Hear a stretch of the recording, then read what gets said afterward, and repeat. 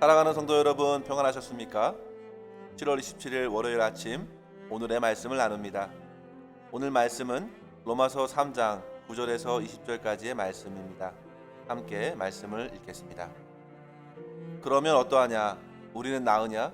결코 아니라. 유대인이나 할례인이나 다 죄 아래에 있다고 우리가 이미 선언하였느니라.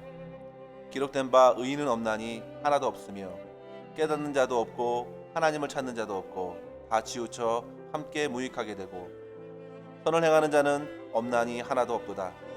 그들의 목구멍은 열린 무덤이요 그 혀로는 속임을 일삼으며 그 입술에는 독사의 독이 있고 그 입에는 저주와 악독이 가득하고 그 발은 피 흘리는 데 빠른지라. 파멸과 고생이 그 길에 있어 평강의 길을 알지 못하였고 그들의 눈앞에 하나님을 두려워함이 없느니라 함과 같으니라. 우리가 알거니와 무릇 율법이 말하는 바는 율법 아래에 있는 자들에게 말하는 것이니 이는 모든 입을 막고 온 세상으로 하나님의 심판 아래에 있게 하려 함이라. 그러므로 율법의 행위로 그의 앞에 의롭다 하심을 얻을 육체가 없나니 율법으로는 죄를 깨달음이니라. 아멘. 바울은 앞부분 로마서 3장을 시작할 때에 그러면 유대인이 나음이 무엇인가? 라는 질문으로 시작하는데요. 그만큼 헬라인들과 함께 다뤄지는 것을 꺼려했던 유대인들을 향하여 바울은 하나님께서 그들에게 허락하신 유익들을 결코 가볍게 여기지 않습니다. 유대 민족은 선택받은 민족으로서 그들의 역사 가운데 하나님께서 친히 자신을 드러내 주셨습니다. 그리고 무엇보다 가장 중요한 것은 그들에게 바로 하나님의 말씀이 주어진 것입니다. 하나님께서는 아브라함과 이삭과 야곱에 이어 레위 자손 모세에게 찾아오셔서 창세 이후에 있었던 아담과 노아 그리고 아브라함과의 언약의 내용을 말씀해 주셨고 이후에 출애굽하여 이스라엘 백성들을 세우기까지 말씀해 주셨습니다. 성도 여러분, 만약 하나님께서 어떤 민족도 택하지 않으시고 말씀하지 않으셨다고 가정해 보십시오. 그렇다면 복음이 오늘날 저와 여러분에게까지 전해줄 수 없었을 것이고 모든 인류가 죄악과 무지에 갇혀 하나님의 심판으로 영원한 멸망에 이르게 되었을 것입니다. 그러나 성도 여러분, 우리 하나님께서는 지극히 공의로우시고 사랑에 충만하셔서 공의로서 죄악을 말씀으로 심판하실 뿐만 아니라 충만하신 사랑으로 죄인들과 부패한 이 창조 세계를 다시금 회복하시기 위하여 원대한 구속의 역사를 진행해 가신 것입니다. 이때에 주님께서 사용하신 민족이 바로 이스라엘이었고 그들에게 말씀하셔서 죄인들이 하나님과 어떻게 교제할 수 있는지 그 길을 열어주신 것이죠. 이처럼 하나님의 말씀이 없었다면 과연 우리가 어떤 존재인지도 정확히 알 수 없게 됩니다. 오늘날 아무리 엄청난 과학의 발전을 이루고 세상의 여러 다양한 이론을 고안해 보더라도 그 최선이 무엇입니까? 그저 인간이 원숭이의 후손쯤 될 것이라는 데 그칠 뿐입니다. 그러나 성경은 인간과 세상이 어떻게 지어졌는지 그리고 그 인간이 얼마나 큰 죄를 짓고 구원이 필요한 존재인지를 밝혀주지요. 오늘 본문에서도 로마서 3장 10절 이하를 보십시오. 의인은 없나니 하나도 없으며 하나님을 찾는 자도 없고 무익하고 선을 행하는 자가 하나도 없다고.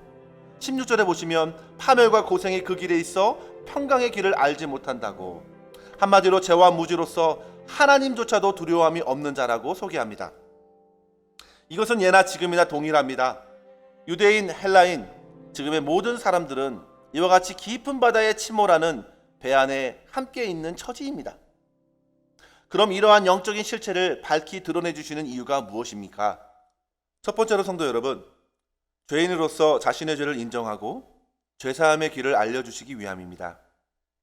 누구든지 자신의 실제 상태를 인식하지 못하면 그것에 대한 개선의 방안을 강구하지 않습니다.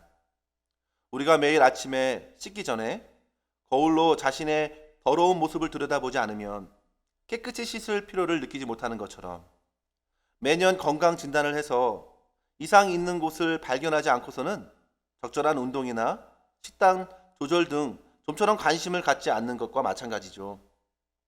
우리가 하나님의 말씀 앞에서 우리의 말과 행동뿐만 아니라 우리의 속마음과 생각까지도 밝히 보이게 되면 얼마나 내 자신이 부패한 죄인인지를 깨닫게 되고 비로소 하나님께 간절히 용서를 구하는 데 이르게 되기 때문입니다. 함께 읽은 말씀의 구절을 보십시오. 그러면 어떠하냐? 유대인이라고 더 나으냐? 결코 아니라 유대인이나 헬라인이나 다 죄 아래 있다고 선언합니다. 죄 아래 지배를 받고 있는 것이죠. 이 말씀에 어떤 분들은 이의를 제기하기도 합니다. 내가 왜 죄인인가요? 흔히 전도할 때 이런 경우를 종종 경험하지 않습니까? 하지만 성경에서의 죄는 어느 특정한 누구에게 지은 잘못만 다루고 있지 않습니다. 하나님과의 무너진 관계에서 그 뿌리를 찾아내는 것입니다. 많은 분들이 잘 알고 있듯이 죄는 헬라어로 하마르티아입니다. 이것은 관역에서 벗어나다라는 의미인데요. 인간이 향하여야 할 하나님이라는 관역에서 벗어나 다른 곳을 향하는 것이 바로 성경에서 말하는 죄라 할 수 있습니다. 그래서 19세기 영국 성공의 주교였던 제시 라일은 그의 책 거룩에서 죄를 이렇게 정의해 줍니다.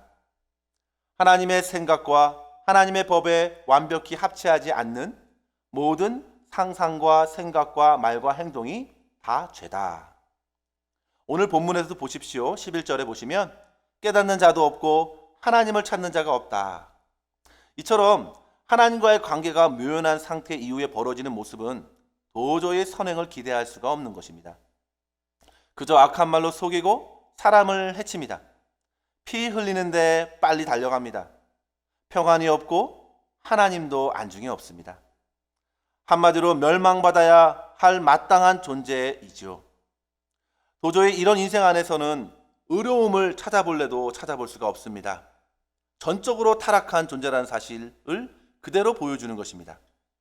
그래서 성도 여러분, 우리는 우리 안에 있는 그 어떤 이성이나 지식, 삶의 경험이나 희생 등을 통해서 구원 얻기를 일찌감치 포기해야 합니다. 구원은 우리에게 있는 것이 아니라 우리의 외부에서 하나님께서 은혜로 주어지는 것입니다.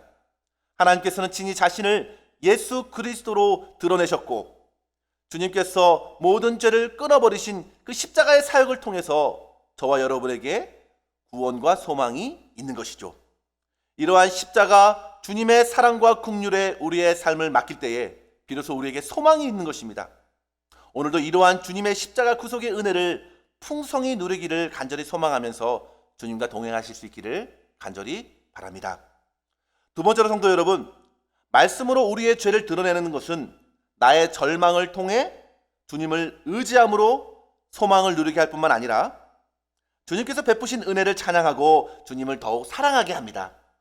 20절의 말씀을 보시면요, 율법을 주신 것은 죄를 깨닫게 해서 도저히 자기의 의를 내세울 수 없다는 사실을 보여주는데요. 이는 그런 상태에 머물러 인생을 우울하게 하거나 낙심에 빠뜨리거나 무력하게 하기 위한 것이 아닙니다.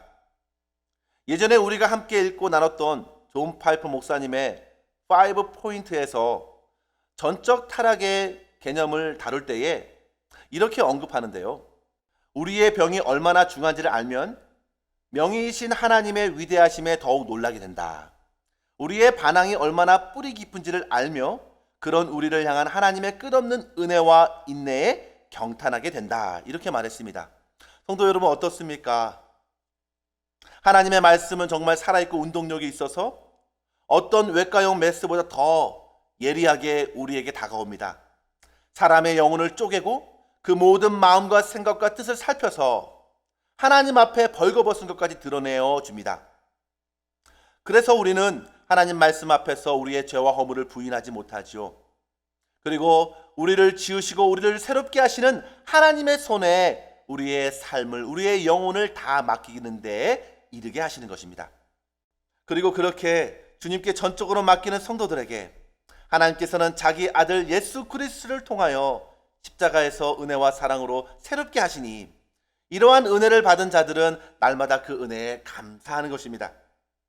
마치 누가복음 7장에 바리새인 시몬의 집에 자기의 전부였던 옥합을 가지고 들어가 눈물로 예수님의 발을 적시고 자기 머리털로 발을 씻고 발에 입을 맞추고 향유를 부었던 여인의 마음으로 주님께 감사드리는 것입니다. 율법도 하나님의 말씀도 결국에는 우리의 모든 죄를 용서하신 주님의 사랑과 은혜를 찬양하는 데 이르게 하고 더욱 주님을 사랑하는 자로 이 땅에 살아가게끔 인도해 줍니다. 이러한 다음없는 죄사함의 은혜와 사랑을 오늘도 힘입으시고 주님을 사랑하며 주님을 찬양할 수 있는 주의 성도의 삶을 다 살아가실 수 있기를 주님의 이름으로 간절히 축원합니다. 기도하겠습니다. 사랑이 충만하신 주님, 우리는 주님 없이 단 하루도 살아갈 수 없는 존재임을 깨닫습니다. 우리에게는 선한 것이 하나도 없습니다.